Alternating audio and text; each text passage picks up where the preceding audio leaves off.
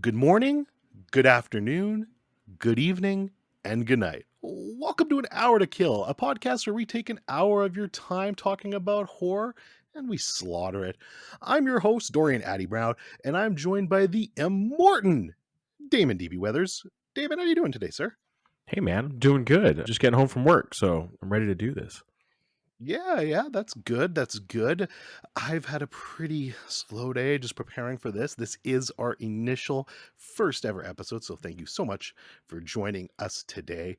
Let's just talk about, well, first let's introduce what this episode is going to be. So this is going to be episode 1, and this is going to be talking about our favorite horror movies of all time.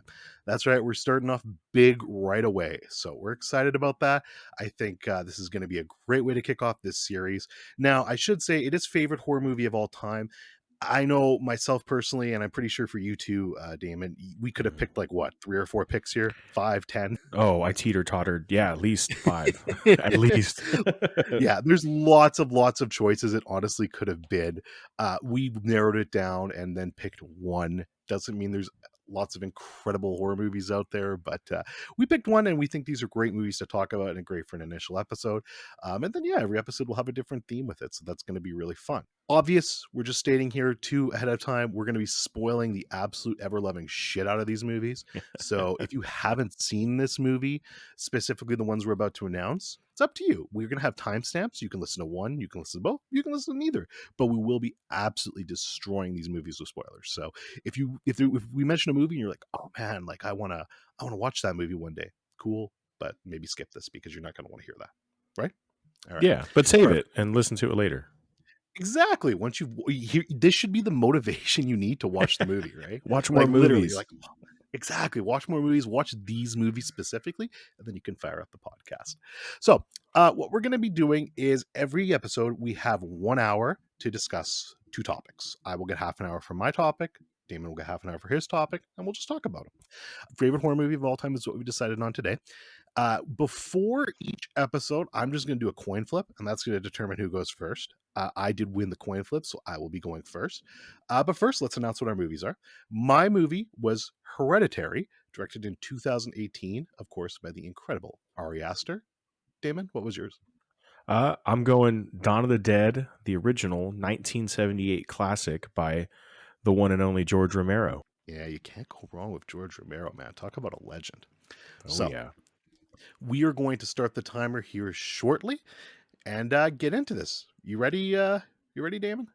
Oh, hit that bell. Let's go. All right, here we go in 3, 2, 1. The hour-long timer has started. Let's get right into it. So my pick was in fact Hereditary, 2018, directed by Ari Aster, written by Ari Aster too, starring Toni Collette, Alex Wolff, Millie Shapiro, and Gabriel Byrne. Quick synopsis. When the matriarch of the Graham family passes away, her daughter and grandchildren begin to unravel cryptic and increasingly terrifying secrets about their ancestry, trying to outrun the sinister fate that they have inherited. So, let's start with the basics. Why I picked this movie, my kind of history with this movie, and what this movie means to me. I still remember watching the trailer for this movie of Hereditary. This was kind of back when I was falling out of love with cinema a little bit. I was kind of more into the video game aspect of things. I hadn't been watching a lot of movies lately, but one thing I'd always been hearing up lately, popping in the back of my head, was A24. A24. There's the studio A24. They're making great movies. A24. And they're making good horror movies specifically. And me being a lifelong fan of horror, I was like, oh, that's badass. So then I heard about this Hereditary, and everyone's like, oh, this movie's incredible. This movie's going to be great. This is A24. This director's done some great stuff already with short films. Like, this is going to be awesome. So I watched the trailer, and the trailer definitely creeped me out. I was like, oh man, this is great. Millie Shapiro in particular in the trailer, she was in the trailer a lot, which Oh yeah. classic A24 misdirection. We'll get to that, but she's in the trailer quite a bit, and I'm like, oh man, like there's definitely some creepy elements there. Like I like where this is going. This looks great. So watch the trailer. I'm a big trailer guy. Unfortunately, I can't really avoid them. I wish I could, but I'm weak. Damon, I'm weak. I can't do I'm the exact it. opposite. Yeah, no, and that's great. I wish I could do that, but I fucking can't. But yeah, so watch the trailer. I saw it in theaters. I was like, holy shit. That so much to unpack with that movie. And I still remember walking out of that movie being like, man, I like it. I don't know if I love it. But man, it's a good movie. like really good movie. It just I don't know if I'll ever want to watch it again. And then I saw it 4 more times in theaters over the next like 2 weeks. And at Oh, that point, wow. I was like, all right, you know what? No, actually, I genuinely think this is one of the best fucking things I've ever seen in my entire life. Like, this is incredible. And I think what did it for me, actually, you know what? I'll say that. I'll get into that in a little Okay. bit. Kind of what, and we'll use that to kick things off, I think. But before we do that, Damon, why don't you tell me your history of this movie and some overall impressions from Hereditary for you? It's funny. Yeah, I saw the trailer and I actually the same thing. I usually try to avoid any. I didn't know anything about Ari. I say his first name like we're cool. I've never met him, but I watched that trailer and I thought, man, this looks fucking cool. I really want to see this, and it completely came and went out of my head. Totally forgot. And I was in a conversation with somebody at work about it, and I went, "Oh fuck, that's right. I remember that came out last year." Went and rented it, and almost the same thing as you. I walked out going, "Oh, it was fine." And an hour later, I'm thinking about it. 2 hours later, the next morning, I'm at work, 16 hours later, and it's still hitting my brain. I'm still talking about it. I'm still asking people at work. And I'm like, you know what? Let me watch this again. So I said, fuck it. I bought it. I watched it. Kind of the same thing 3 more times in the next couple of weeks, and I think I don't even want to say slowly fell in love with it. After that second viewing, I realized what I liked about it, and there's just an uneasiness to it, a patience to it. It's just every frame is unnerving. Not to go too into it, sorry, but yeah, that my general history, I completely almost forgot about it, and then having watched it, I'm so pissed I didn't see it in theaters actually. Yeah, it really, you said it right. It really gnaws at you. Like, it's the type of movie that you finish watching it and it just sits with you and refuses to go away. And that is definitely one of my personal favorite types of horror movies. The one that you just kind of watch and maybe it doesn't like scare the living shit out of you right away. Well, there's a couple scenes that did, and we'll talk about that later. Oh, oh But yeah. it might not be like, like I said, it might not just jump scare you or give you like a ton of scares right away, but it just sits with you and chews at you and claws at you, and you're still Mhm. thinking about it a week later, and you're like, "Ooh, that was effective." So I think what really does it with Hereditary for me, so I find it again. Everything in life is subjective, and I think there are Oh objective yeah. things about movies, like whether a script is good quality. For instance, you can look Oh at a yeah. script and probably say this is pretty good or this isn't going to work, right? Technical aspects, yeah. But I think horror more than anything else is very subjective because let's face it, at the end of the day, what scares me is not going to scare you. It's not going to scare random audience member number three.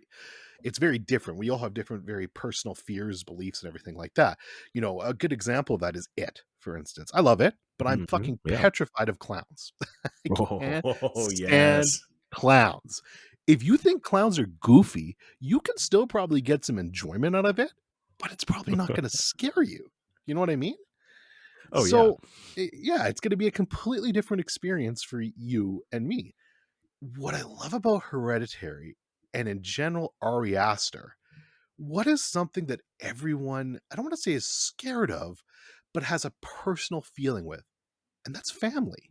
Now, Ooh. everyone thinks about family a little bit different. You might be very close with your family. You might hate your family. You might have rift with your family. But I feel like everyone, almost everyone, can kind of grasp onto the belief of seeing something happening to their family, watching it slowly rotted from the inside out, and I think you can find fear in that. And I think that's what makes Hereditary and in general Ari Aster, because he plays on that so much.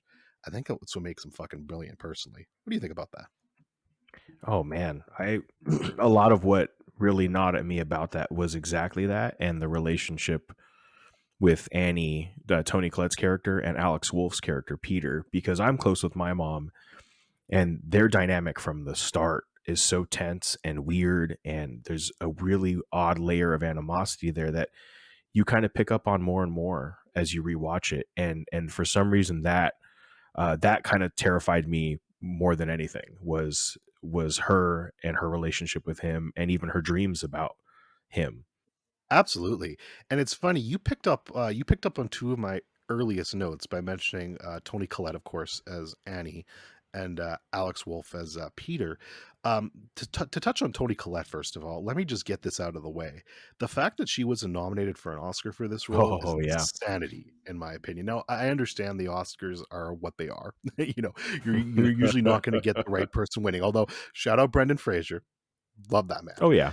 But you're usually not going to get the right person either being nominated or winning. But the Academy traditionally has always snubbed horror. They do not care about Oh horror. yeah. They do not give horror the appreciation it deserves.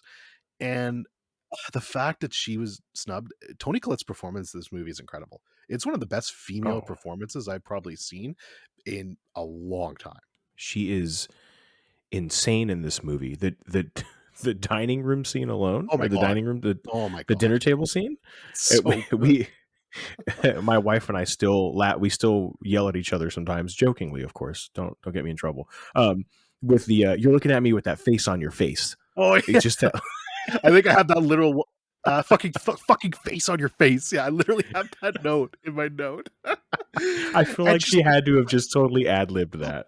but it's such a goofy line, and the scene in general could be played really goofy, but the facial expressions on her Oh face yeah. on that scene, like the actual acting and the emotion coming from her face, like you can just tell how it's so fucked. She hasn't forgiven, and we're jumping around, which we're gonna do during this. Like we'll go back to the start of my notes, but we're gonna jump around a bit. Oh But yeah. yeah, that scene where she can't forgive Peter. Like she can't. She just can't. There's No, something in no. her yet, Mm-mm. or not yet, anyways. For killing, her daughter, and it's messed up, but it's so fucking good. And yeah, her performance is incredible. And even Alex Wolff, though, as Peter, Oh man. there's a lot of people that I've seen that not only knock his performance, but this kid in general. And I've never gotten it. I always think he's been a good Really? actor. Pig Yeah. from Nicolas Cage, 2021. I don't know if you've seen Pig, which I highly recommend if you haven't, Damon. Have you seen Pig? I don't want to say it out loud. I haven't. I'm working with somebody Okay. who worked on it too. Don't tell them. Awesome. Okay, great. Pig is fantastic. And Alex Wolff, again, a nice little role in that. Here, though, like, yeah, I mean, I get some of the like people are like, yeah, he's goofy in this, but like, I mean, that's the thing. Ari Aster movies always have a hinge of dark comedy to them, and what's happening to him is just so messed up. It's kind of funny in a way. Like you have to laugh, right? A little bit. Oh yeah. Yeah, there's definitely a few moments where you're like, am I should be laughing at this. Like Totally. My next note here, I just wanted to shout out Colin Stetson, the score Oh creator on this. god, yes. This because Thank this you. score is incredibly unnerving in this movie. It Oh keeps you on man. your edge. It's horrifying, honestly. And in that same vein, I also wanted to give a shout out to Powell Pogleski, the cinematographer here, because again, like these Mhm. are two very important things in every movie. You got your score and your cinematography. But this Powell guy, I don't know, maybe it's just not. I mean, I'm not huge into the whole cinematography thing. Like, I couldn't, other than Deakins, I couldn't name a lot of cinematographers off the top of my head. But he's done Midsummer, Hereditary, and he's has a very famous. Again, I don't know if you've seen this, Damon, but Nobody, the movie with Bob Odenkirk. Um, Oh that yeah, yeah. act, that scene on the bus is so well Yeah. shot. Oh my Incredible god. stuff. Incredible stuff. So seeing he's just got some bangers under his belt, and he worked on Bo too. So I'm assuming he's just Ari Aster's personal cinematographer now. He's his guy. He's gonna be with him Yeah, for as long as I'll take him. yeah, and that's fine. Like I'm great having those two work together. What's next here? Millie Shapiro. Yeah. So yeah, how about Millie Shapiro in this movie? She's creepy. She's unnerving. The clicks, like those little, I can't Oh do it, my. but the I caught horrifying. myself doing that at work all day, just going, If I hear somebody do that, I'm just gonna like flight or fight, fight or flight, like right away. Like I'm gone. But classic A24 mismarketing.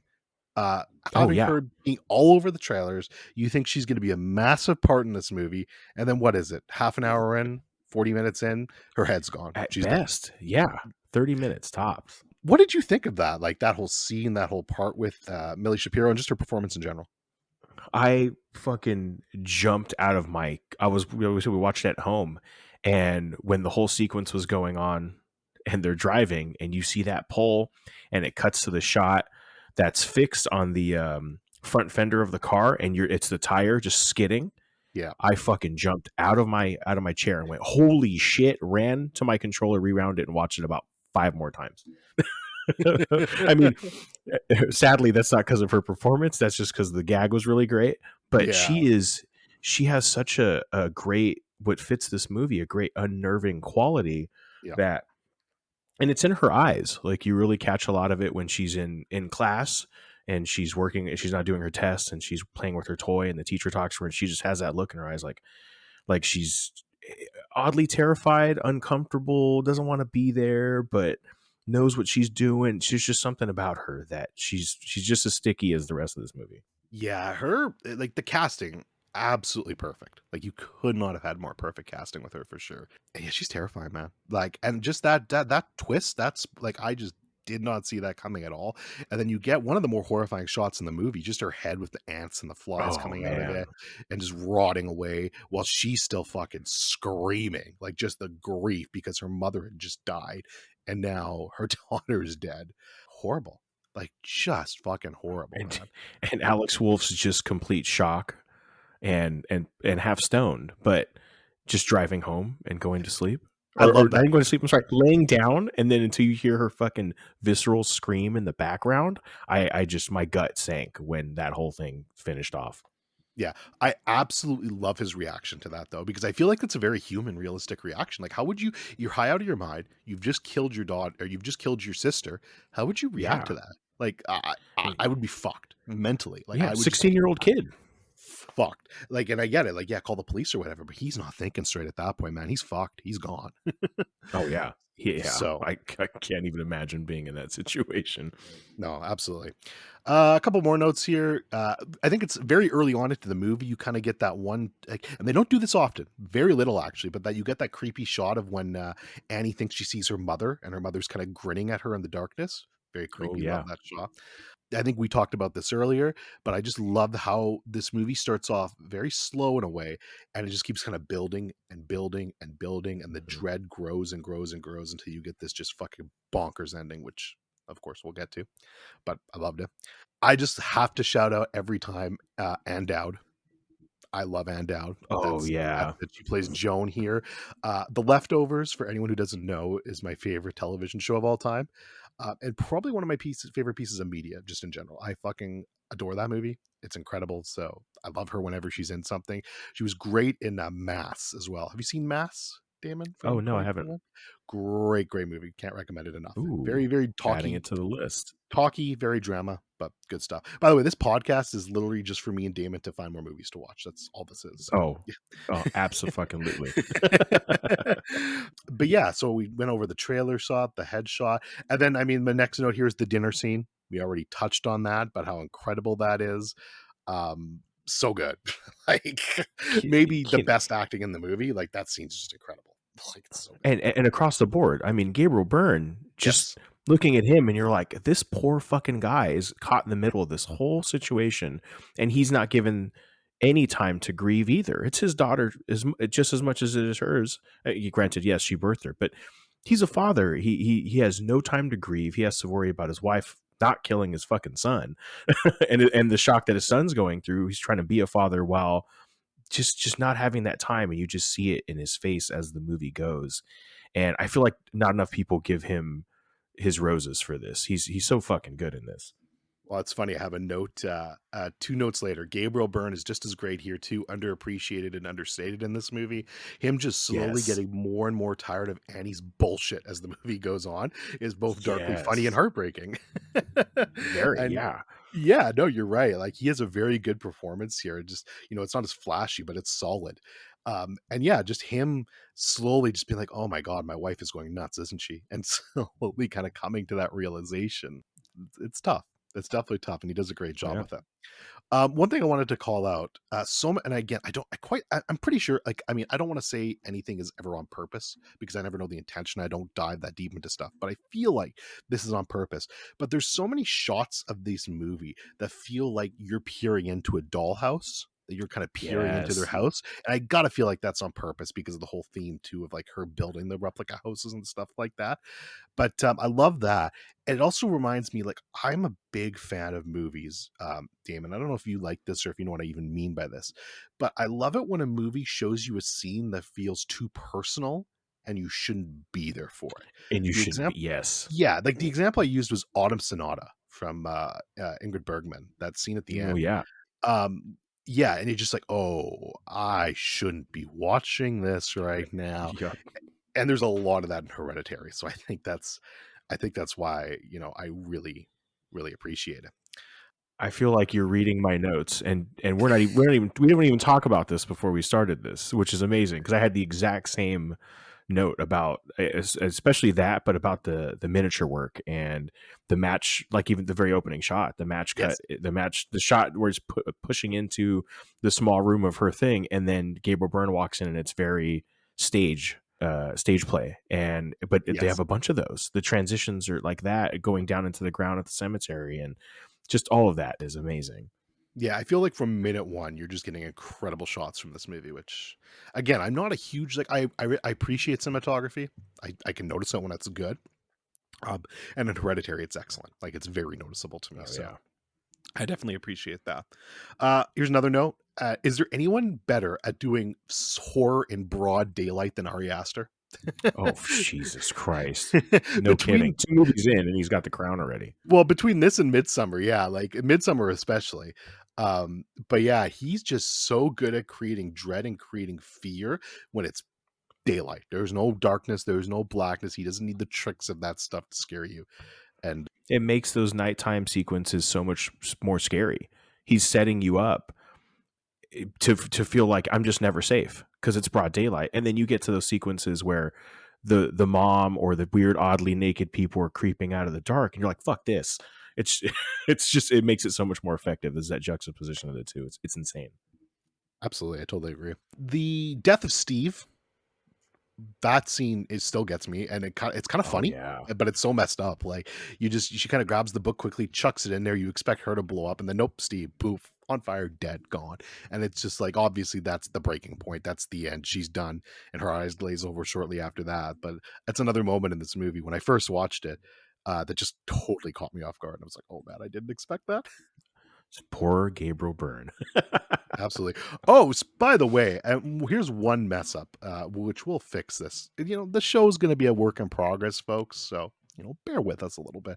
I forgot the fun fact, though. We're going to have a fun fact at the start of every movie. Oh yes. And the one for this one, I'm just going to throw it in here now because it's a great scene, too. Alex Wolff insisted on a real desk to bash his head into. They obviously didn't allow that and got a foam section installed, but he missed the foam section and hit the real part of the desk and broke his nose anyways. Did not know that. Great shit. I wanna believe he did that on purpose. He's just like, "Nah, man, I'm fucking breaking my nose on Part this." of me, if he was so adamant as he was for a real desk, part of me feels like he knew where it was. Absolutely. 10-minute warning for Hereditary. We've got 10 minutes left. Okay. Almost done at the end of my notes, and we'll toss it over to you to see what you wanna add here. And I'm basically at the end here now for some stuff I wanna talk about. So, the spider walk, on the ceiling when she's kinda floating around. Jesus. Look, I still have memories of watching some deleted scenes of The Exorcist when she does the spider walk. I know you know what I'm fucking talking about. Oh So, yes. spider walk and shit in general just fucking creeps me out, like creepy walks, creepy movements. So when she's doing that it's not really a spider walk, it's like a swimmy kind of spider walk. Scared the shit out of me though, I don't care. But that entire last scene is fucking nightmare fuel. At the very, very end, when she's basically just sawing her head off at that point, you get that kind of the sound effect, and she's literally sawing her head off. Damon, I'm not lying to you. I had to the first 3 times I saw this in theaters, it was through my hand. That scene, I just couldn't do it. I could not watch Oh that scene. man. It scared me so It's badly, so and good. it's still hard for me to watch that scene now. Like, what the hell, man? It's so good, right? It's the look in her face as she's doing it too. You're just like she almost looks like she doesn't want to. Right? Like, she knows that this is fucked up, but she's still This is doing it. fucked. Exactly. God, it's so, so good. And then the ending, the actual ending itself, there's a lot of divisive stuff about this. I'm actually gonna spoil another. Actually, I don't know if you've seen this movie, so I don't know if I should. Okay, well, let me ask you first, Damon. Have you seen Rosemary's Baby? Oh, absolutely. Okay, so I'm gonna do a little bit of a spoiler here for Rosemary's Baby. I'm gonna kind of I'll kind of try to flag this in the comment when I in the description when I post this. So, you'll Mhm. probably have about 30 seconds here. So fast forward about 30 seconds when I finish speaking here. And I'll give it like a one. You fast forward 30 seconds there and you should be good. We won't talk about this for too long. But I just wanted to mention this. So one. What I love about this ending is I'm a big fan of when like the bad guys win and you kind of get these Mhm. crazy endings with it. And it reminded me a lot of Rosemary's Baby in that sense when like the cult wins, the body's possessed. She was right the entire time that we're trying to steal her baby. Everything's fucked. And you kind of get the same thing with Hereditary, which I really love. You kind of get that fucked up, like, yeah, they win. That's it. Like he's possessed now with the spirit of Charlie. The Yep. entire Hail family's dead. Payman. Yeah, Heyman, yeah. What's his name? Heyman? Payman. It's like Payment, Damon with a payment, P. payment. Thank you. Yeah, okay. And yeah, I love that. So that was great to me. And we're past spoilers now, so you're good there, folks, if you're coming back. But yeah, I love that. So I think the ending to this is brilliant. I understand it's a little bit divisive, but I was a big fan of it. What did you think of the ending?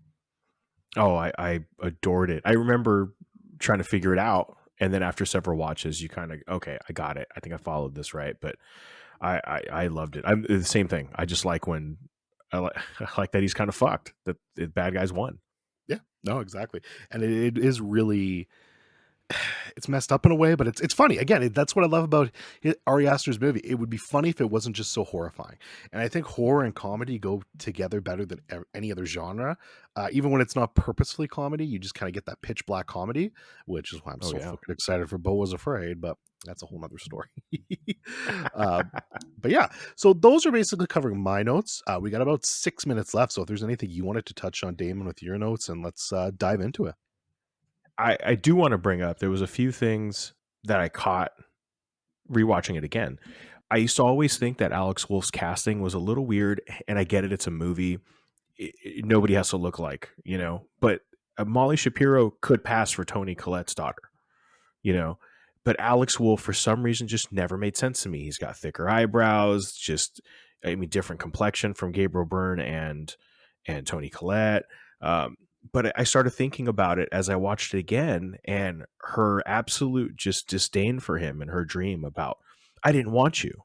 She said you have to take this as real if it's in her dream that she wanted to miscarry, that she didn't want him. And then there's the fire scene, the scene with the gasoline, and I think Ari Aster he did that intentionally. I think yes, you found the right actor for the job, and he did amazing. But I think he intentionally wanted somebody that could almost not pass as their kid biologically, because that added for me her kind of disdain for him and her not wanting him anymore. Because it was like, wow, we're seeing him the way she sees him. She doesn't see him as her son, and now I kind of don't either. And it's such a small note that was always weird to me. And as I watched it this, fourth, fifth, eighth time, that really stuck with me as I bet you that was intentional. I don't know how you feel about it, if it even came across you at all, but I might just be digging way too deep at that point. No, I think you're definitely onto something there. I actually never really thought about that. I thought, like, I think he definitely, and it's interesting because I think the movie kind of plays a little bit with that because I think Annie obviously like babies Charlie and prefers Charlie. Like, I think that's very Oh yeah. clear. And then I would say Peter is definitely more of his dad's kind of kid. And I Mhm. would say those two look more similar for sure than him and Annie. So I definitely Yeah. think there's probably something to that. I always thought he was. I always just maybe assumed he was Gabriel Byrne's kid from a previous marriage, but it's never explicitly said. Yeah, So you're that like, could be. I gotta just come to my own conclusion. Yeah, no, that could be. You don't know for sure, right? A director, like I said, a director like Ari Aster, who's so intelligent and plays to detail so much, there's probably no Yeah, yeah, coincidences. Let's he's put it that way. meticulous.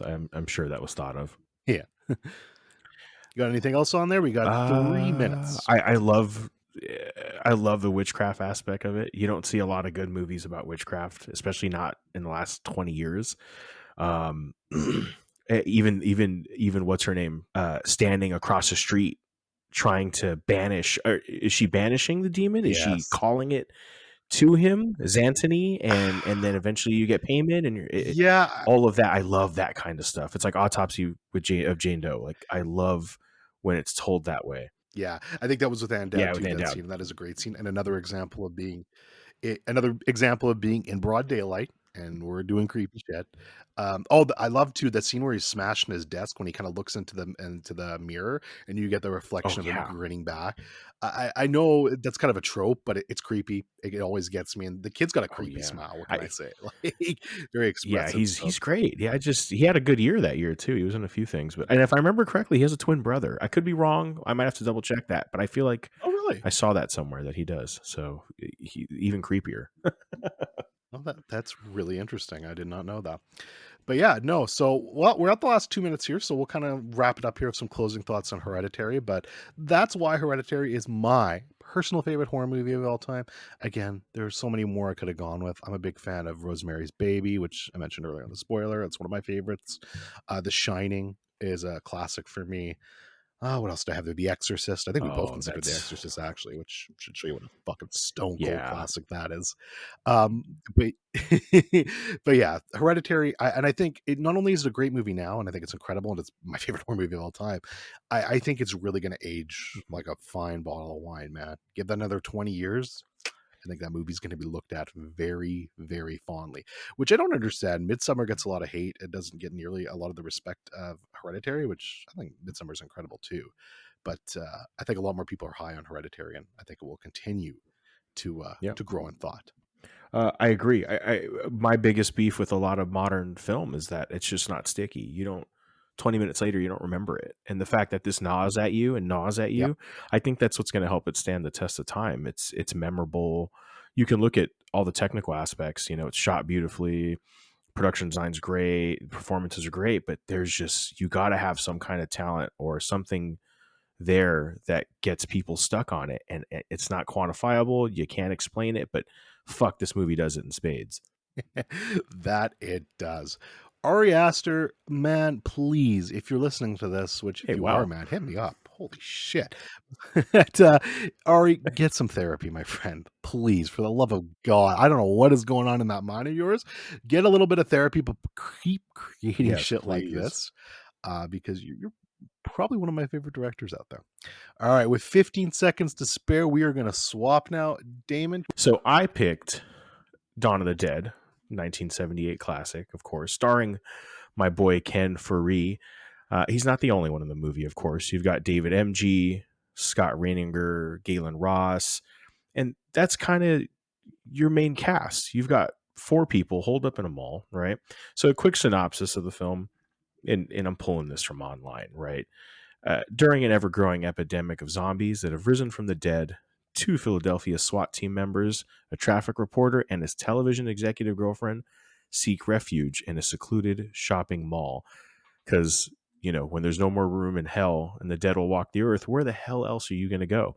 For me, and I'll just go right into why I love this movie, it was hard to pick. I had, we talked about it. I had The Exorcist. Hell, I had the original Halloween on there for me. And I had a couple other ones, some offbeat ones, but I always come back to Dawn of the Dead because I remember in college and I had a teacher that he went around the room and he asked, what's everybody's favorite film? And you get the typical answers. You get the guy that's like, I'm a big Tarkovsky fan, and then you get the guy that's the big Kurosawa fan, and as much as I love those movies, you're not going to watch them 14 times in a week. You're not going to put them on in the background. Like those are films, those are movies, right? And so when I think of a favorite movie, it's a movie that I can watch at any time. If I'm flipping through the channels and it's on, I'm watching it. If I need something on in the background while I'm working from home or I'm doing something, it's probably going to be Dawn of the Dead. And it's probably the best giallo not made by an Italian. It's reeks of Italian cinema. It's 70s cinema, which is down and dirty, and I love 70s films, and I'm a huge George Romero fan. Night of the Living Dead was really influential on me as a kid, and helped me decide on going on my career path. Actually, it's one of those movies. But after watching Night of the Living Dead as a kid, as I got into high school, there was actually a video rental store in this small town that I lived in, that I went to high school in. And I actually got really cool with the owners of the store. My dad used to go in with me. So once they got the okay from him, I could rent whatever the hell I wanted. And I would be there every day after school. And I'm just grabbing stuff off the shelf based on the poster. It's how I saw the original Westworld. It's how I saw, several old movies that I probably wouldn't have known about. And Dawn of the Dead's cover always grabbed my attention. So I remember grabbing it one day finally, and I thought, it's George Romero. It's the one after Night of the Living Dead. I hope this is everything I want it to be. And it was more than that for me. It the effects in it and the gags, because I'm a big effects guy. All of that was even 25, 35 years later was eye popping to me. And I love the way it's all these things that I like about movies rolled into one. But it's I always love the way Romero has a layer of subtext and commentary in his films that aren't blatant, they're not in your face. And I've always just appreciated that about his style. And he has a real satirical like view of consumerism, or even race, or whatever's kind of big at the moment. So you're telling me, Romero's making a second zombie film? Like, yeah, of course, I'm totally going to watch this. And what's cool about it, being a big Italian horror fan, my understanding is he actually is a big Dario Argento fan, and Dario Argento was a big fan of Romero's. So Argento actually convinced him to go to Italy for a few weeks to write the film, because Romero, wanting to make this movie, he wanted to wait for several years after Night of the Living Dead. He didn't want to be stereotyped as a horror director, so he went and did a couple things in between, even though, I mean, let's be real, he's a horror director. So he finally goes and he writes this, and Dario and his brother Claudio, and they have another producer. I'm blanking on his name. I believe it's Alfredo Cuomo. Sorry for all our Italian listeners. I'm really bad at Italian names. But they agreed to co-finance this movie, as long as they get the rights to distribute it in international places like Italy and everywhere else, which is why there's an Argento cut of the film. Argento went ahead and cut his own version. But it's shot in Pittsburgh. It's where Romero's from. It's where he shot Night of the Living Dead. And going back to the special effects, especially Tom Savini, he had an extensive career in special effects. He's known for everything from Friday the 13th to Texas Chainsaw Massacre 2. He did Evil Dead. He did Day of the Dead. He did Land of the Dead. I mean, I think he even worked all the way up until From Dusk Till Dawn. He still does stuff here and there. And I have such an appreciation for the effects gags themselves. You have a head explosion in there. You've got gunshots. You've got zombies getting stabbed and guts coming out and stomachs being ripped open, and all that stuff's just eye popping. Granted, the red's a little weirdly colored because it's the 70s. He wanted to paint all the zombies black and gray, kind of how he thought they looked in Night of the Living Dead, but it's a black and white film. So when you paint them black and gray on film in the 70s, it actually just tends to look a little blue and weird. So that's why the zombies look a little weird. And this is going to be a really controversial take, while I think Savini is such a maestro at the actual effect and the actual gag, the actual rigging of it. Hell, he did The Prowler. Sorry, that just came to mind. That's a great slasher film if nobody's ever seen it. There's great kills. He's very good at that. Unfortunately, as you get later into the 80s and into the 90s, the art itself never gets that much better, unfortunately. So the gags tend to look like gags, but when you look at the actual gag and the methodology behind it and how they pull it off, and a lot of the gags in this movie were pulled off the day of. They didn't pre-prep a lot of this because they got on set at a real mall, by the way, and he and George would talk, and he'd just say, "Hey, what if we do this? What if we stick a drill bit in this guy's ear? Or what if we slit that guy's throat?"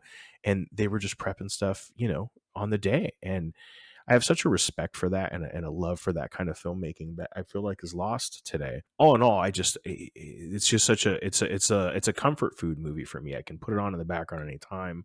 Ken Foree is great. He's in several horror movies after this. He's in like Devil's Rejects, which is 30 years later, but he makes appearances and stuff in between. He's almost like a Keith David kind of presence to me. Because he's very larger statured, he's got a great voice, he's got a great look. So you watch this and you really want to see what's going to happen next. So this guy really takes the charge, and as everybody around him, as society's completely crumbled, as his own partner, who used to be part of the SWAT team with him, starts to kind of lose his own faculties, not because he's a zombie yet, but just because he's slowly going crazy. These guys have been trapped in a mall for months. And all of that coupled together, the collapse of society is in a really realistic and unflinching approach. I mean, you even see different areas of the country and how they treat this. You made the joke with me a couple days ago about, I'd be out there with those rednecks just shooting a bunch of the zombies and drinking beer. And it's like, that's how one part of the country would totally be doing it. For anyone wondering, that's my letterboxd review. Like, I'll always post a little review, which it's Adaholic, ADDIHOLIC, if you want to follow me or see me on Letterboxd. But I always post like a little review, just snippet of it, of any movie I watch, and that was me. It's just that I'd be out there drinking and shooting with those rednecks, man. That would totally be me. That seems like the most fun part of it. Like I wouldn't at all go to the mall. You'd be catching me in an open field where I can see miles on each end and a gun and a beer, or maybe a whiskey. I don't know, depends. But or I'd go hide at Idle Hour, a bar out here. Yeah, shout out Idle Hour, good bar. That's a great shout out, Idle Hour. But yeah, I mean, all in all, he just Romero has a good way of really juxtaposing the fall of civilization, and it's on two sides. You have the urban side, you have the rural side. They show the housing project in the beginning, um that's completely just getting mauled by the SWAT team, and there's just madness going on, and it's fucking bedlam. And one thing that I think Romero doesn't get a lot of praise for, and I don't like to get very topical or political, so I apologize in advance. I was watching this with my wife, and she had never seen it before, so it's always great to have fresh eyes watching it. And she brought up some of the racial slurs that were brought up in the beginning. And I told her, I go, but look at every person who uses one of these slurs, right? And each one of them dies. Each one of them gets killed. In Night of the Living Dead, you have, an African American man is the lead protagonist. I mean, I'm going to spoil it. Sorry, he dies, but it feels it's organic for that world, and everything makes sense. I just think that he's always been kind of on the forefront, about it's really that commentary, these rural, like you said, the rural setting with the Second Amendment is just going nuts and these hunters are out there, but you have the other side of society and how they're handling it too. And in high school, was I thinking this movie was that deep? Not at fucking all. I just thought the music was cool. I thought the bikers breaking in and getting into shootouts and zombies getting killed was cool. I loved all that. And as I got older and I started to, understand things differently or see things from a different lens, I started catching a lot of that subtext and a lot of that stuff that's just not in your face per se, but it's there, and he's got something to say, and it goes back to just horror not getting the respect it deserves. It, you can have movies like this or like Hereditary that really do have a deeper meaning and a deeper subtext. And some people might look at both of those and just go, oh, okay, it's just a zombie movie. And oh, okay, it's just, it's just some movie to take a date on and creep out or whatever. And it's like, nah, man, there's so much more to it. And again, a lot of it just back to the 70s. I love 70s movies, give me Taxi Driver and King of Comedy and this any day of the week. Uh, and I'm in heaven at that rate. But I don't know. How did you? I know you finally got around to it, and you 3.5 starred it, which kind of broke my heart. What? Okay, well, look. First of all, this was my first time watching the movie. I need to be very clear, and I'm sure you know this, but Oh yeah, with the audience in general, a 3.5 stars is a good score for me. A 7 out of 10 is a banger. I mean, I thoroughly enjoyed that movie. The difference between a 3.5 and a 4 for me is just something that's like, wow, like this just fucking wowed me, and I'm just very stingy with I get scores that. like that. Oh, That's totally. all it is. But a 7 out of 10 is still a banger for me. Even a 6 out of 10. I give movies a 6 out of 10. I still enjoyed the movie.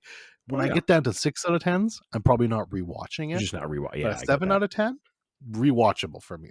I really had a good time with this movie though. I thought it was a lot of fun.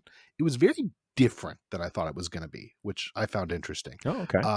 It felt like the tone was quite different from Night of the Living Dead, which I Oh found very. interesting. I actually slightly, I think, prefer Night. I thought Night was excellent. This was still really good. It just that tone was a bit shocking to me at first.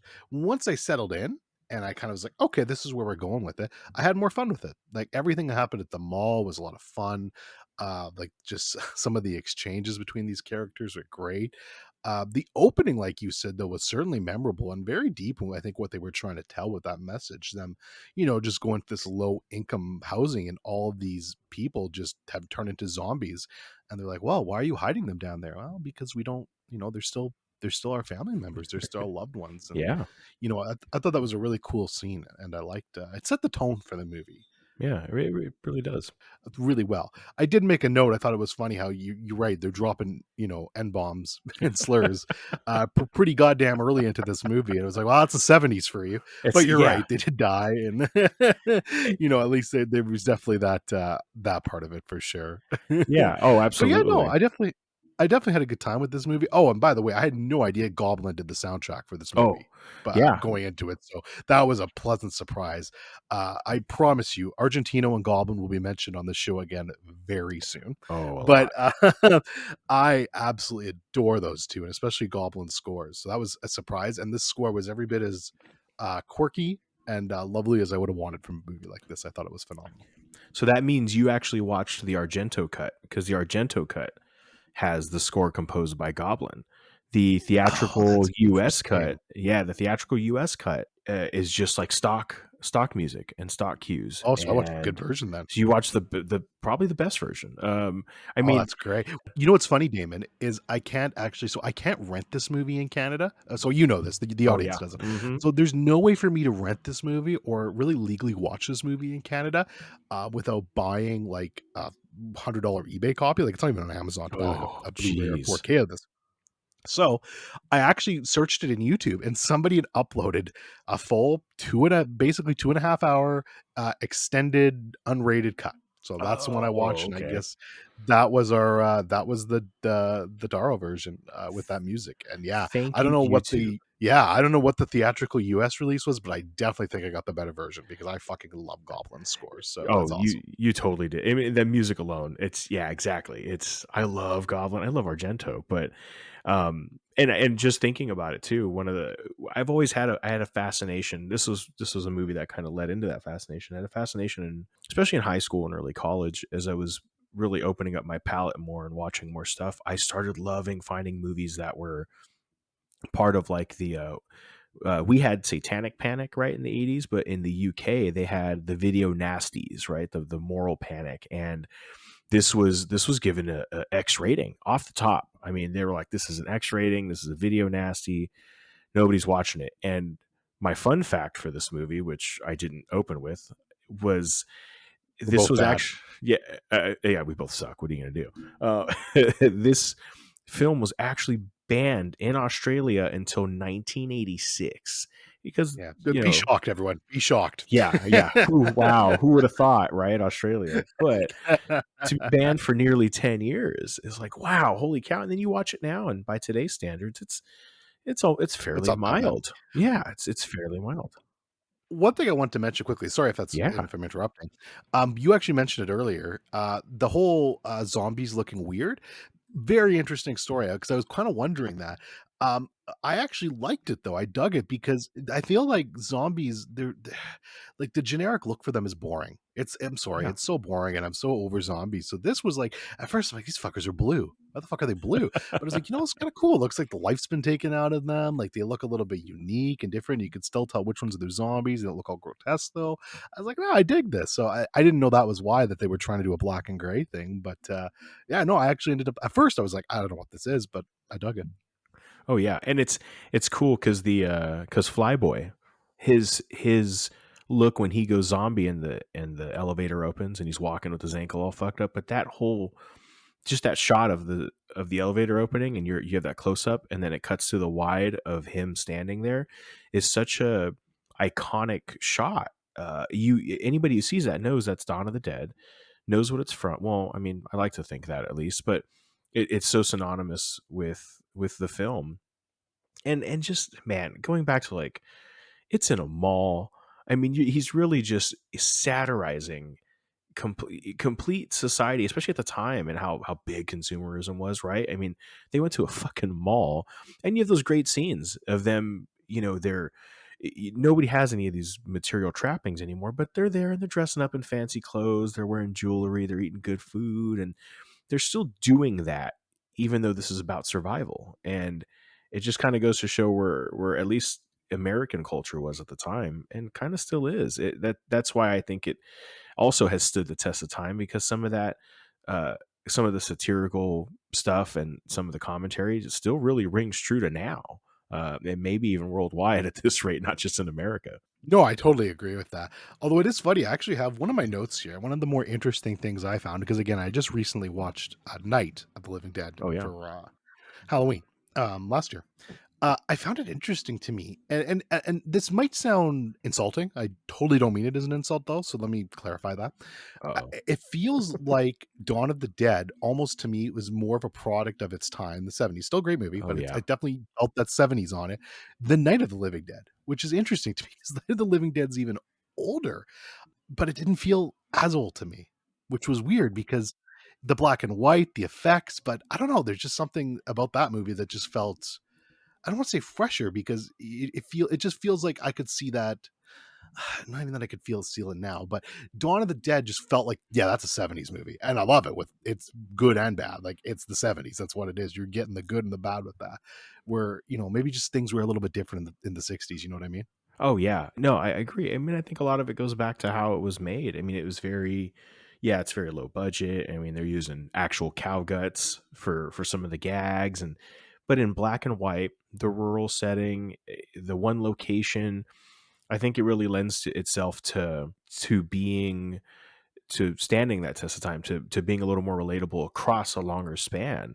Like you said, this movie just reeks of '70s the minute it turns on. It's the music, it's the style of acting, it's the hairdos, it's how people are dressed, it's the stuff you find in the mall when they're there. A lot of Yeah, the it. mall. You're getting those '70s malls. I was gonna say. Oh yeah, with the Muzak over it when they first establish it. It's It's fantastic, though. I love it. It's great. Like I find that very interesting. You made a really good point when you're thinking of, my favorite horror movie is something I could pop on and watch constantly. And you're right. I love Hereditary, but I'm not going to watch it every day. yeah, This would be a lot. This would definitely be a lot easier to just kind of throw on and just vibe with, and because it's a fun movie, man. yeah. And I was going to say, what is it with, what is it with horror? Not horror, excuse me. What is it with zombies in general, and doing mall stuff? Like, there's like, obviously this was probably one of the movies that started it, but The Last of Us has like a huge mall Oh component in yeah. it. And then I don't know if you've ever played this, but have you ever heard or played of the game Dead Dead Rising? Rising. Oh yeah. I had no idea, but this is like basically ripped off the premise. And I was like, oh wow, that's where Oh Dead Rising got all this yeah. from. I had no Oh, idea. 100%. No I idea. mean, it's Romero though, right? I mean, every zombie movie is influenced by Night of the Living Dead, and then you start Absolutely. catching a lot of these little Absolutely. hints. And there's even when you watch Day of the Dead, the third in his trilogy, you'll start to see a lot of that other a lot of other influence from it, right? And sorry, going back, the whole humor and comedy too. This whole movie is tongue in cheek humor. The whole Yes, it's very funny. bloody fucking thing is like a perfect intersection between high art and low art. If I had Yeah. to. Oh no, it's funny, man. Like again. That's why I was caught off guard by some of the movie because I wasn't expecting it. But it's funny. It's funnier in the Night of the Living Dead for sure. And there's plenty of like comedic bits and beats and moments that made me chuckle. I was like, oh man, they're definitely mixing the horror and the comedy into this, and I like it. I Oh dig it. yeah, That's, I mean, one of my favorite. I think we might in the future do a favorite horror horror comedy comedy. episode. So Oh please, I don't want to spoil what one of my answers might be, but Army of Darkness is one of my favorite fucking movies of all time, and that's pure horror comedy. So definitely vibing with that sort of thing. yeah. Oh, it just they go hand in hand. They really do, Well, they do. and They're the perfect match for each other. yeah, we really are. And going down my notes, actually, I remembered I forgot to go over.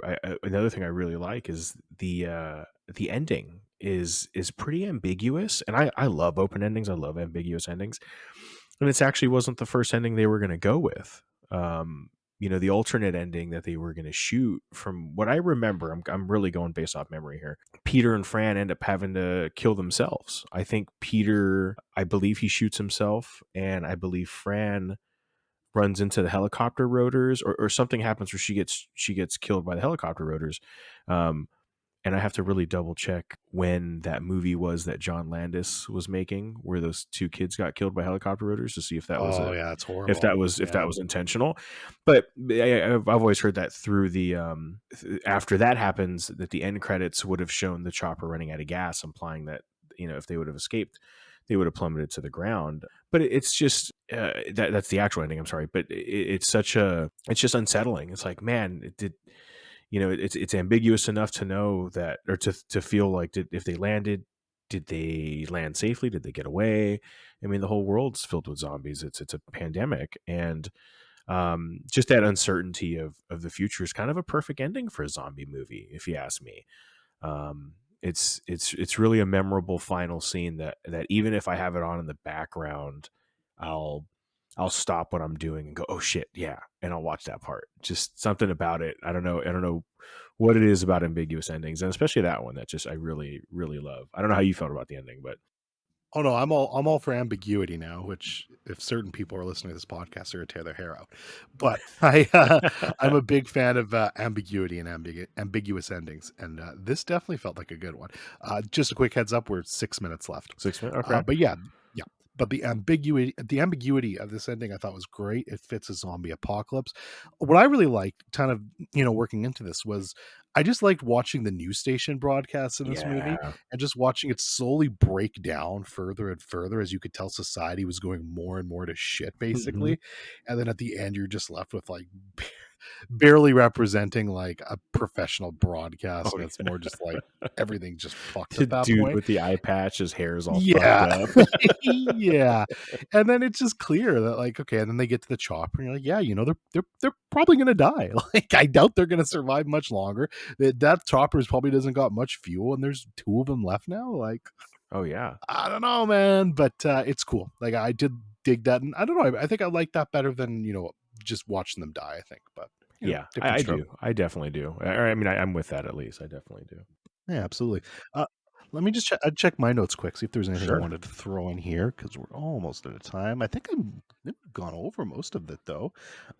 Oh, the one thing I did like, and that actually really frightened me, and I thought was cool, was how they were talking about the zombies. They talked about this on one of the broadcasts, I think, earlier on, Mhm. that there were signs that the zombies were starting to evolve a little bit, and even though they're not there, that they could kind of pick up objects and start using them like as Oh yeah. blunt weapons. I was like, oh, that's creepy. Like, I don't want these zombies like evolving to the point where they could like pick up guns and start shooting us. Like that'd be messed up and then eating us. Like, how smart can they get? So I thought that was really cool. And don't know if I'd seen that in a zombie movie before. No, and they touch on it in Day of the Dead. So definitely, when you get a chance, give that a look. There's some of that'll come back into play. It's been a while since I've seen it, so I know it's not really prevalent, but it does come back. One of the other like notes that I had as well that I completely forgot about, because Argento was involved, and this was also a big hit in Italy. But in Italy, it was called Zombie, right? Zombi. Argento went on and made two other zombie movies, 2 and a 3, which are kind of unofficial sequels to this, which is actually pretty funny, and they're fun. They're fun schlocky horror movies. They're Italian. They're everything you like about that kind of. If you're into that style, you'd love them. But yeah, I always thought that was cool that Argento just decided, hey, I'm going to make my own sequels. Well, you go do your own thing. That's really cool. Yeah, I had no idea about that. That's so interesting. And then of I'm course gonna you have have to look those the up. yeah, check them out. You also have the Zack Snyder remake in '04, and that's one of the few remakes that have ever come out that I actually am pretty into. I really did enjoy it. James Gunn wrote it too, which is cool. But I actually enjoyed it. It's not I don't like it as much as the original, of course, and I don't think it ages as well. But there's some fun to be had, and there's just they made a couple of small tweaks and changes for anybody who hasn't seen it that kind of make it its own thing, which I appreciated. I really thought was cool. Yeah, I don't have a lot of memory of it. I watched it when I was younger, like a lot younger. So it's definitely Mhm. something I'd want to rewatch in the future. But I remember enjoying it too. Offhand, I think this is definitely better. Um, but yeah, it was definitely a serviceable remake. And, trust us, me and my friend Damon here, we're no Zack Snyder fans, so we're giving a little bit of praise here. You will not hear much other praise from Zack Snyder coming out of either of our mouths. That's a promise. Yeah, All that's right, we're probably two true. minute warning. So if you want to pop off your final thoughts there and tie it all up, Damon. All I got to say is watch this damn movie if you haven't seen it. What's cool is you don't have to watch Night of the Living Dead first. I would say do it because this is a direct continuation. But um, if you're into '70s cinema, you're into horror, you're into Italian horror, nice and colorful and dirty at the same time, this is the movie for you. And if you want, a satirical portrayal of consumerism, why the hell not? Yeah, I don't think you're gonna have a bad time watching this movie. If you like zombie stuff, if you like a little bit schlock, if you like stuff that like actually has a social message kind of buried underneath it to kind of dig out, but that's not a huge part of it, but it's there. There's a lot to like about this movie. I think it was definitely fun. It was a banger for sure, and I definitely want to see Day of the Dead at some point. Unfortunately, like Dawn of the Dead, it's like impossible to watch here in Canada, but we'll have to figure out a way to watch that at some Good point old because I YouTube. definitely want to see. Yes, YouTube. Maybe it'll be on YouTube too. I'll have to search it and see. But that should be exciting, and I'm looking forward to that very much. We have 1 minute left. All Uh, right. Anything else, or should we wrap it there? I think we're wrapped. That one's good. We're wrapped. All right, that's fine. We can look. We got an hour, but we can always play with it. We can go. We cut it a little early if we need to. I extend it a little bit if we need to, but we tend not to do that. But I am going to stop the timer there. So we're going to come at 45 seconds. Look Let's at that. go. Hell That was an yeah. hour, folks. So we're going to just wrap up this episode now. Thank you so much for joining us here. There's going to be a lot more to come. We're planning on doing this monthly to start. If it gets popular, if we end up wanting to do more, maybe we'll throw in another episode. But for now, we're just doing monthly. Damon, do you have any final thoughts overall on either these movies, the recording, or just in general? Just want to encourage people to watch more stuff. If you're not into horror, that's totally fine. Watch other stuff. I mean, hell, you're probably people we already know that are listening to this, but reach out, ask for suggestions. I'm happy to always talk movies with people, and especially with friends like you, sir. Ah, shucks. Same to you, sir. Same to you, and same to the audience. You probably know where to find me. I've just mentioned my Letterboxd account. I'm always open for recommendations as well. Quick pimping: we do have a YouTube channel, a channel to kill, an hour to kill. I would love it if you would join us, subscribe, comment on the videos. We're just going to post the videos with plain text and audio for now, but and we're on all of your favorite podcast services like Apple, Spotify. I even got us on Amazon Music. So if you use Amazon Music, we're there too. Nice. But yeah, we will wrap it up there for Damon and myself. Thank you so much and have a wonderful day. Hail Payman.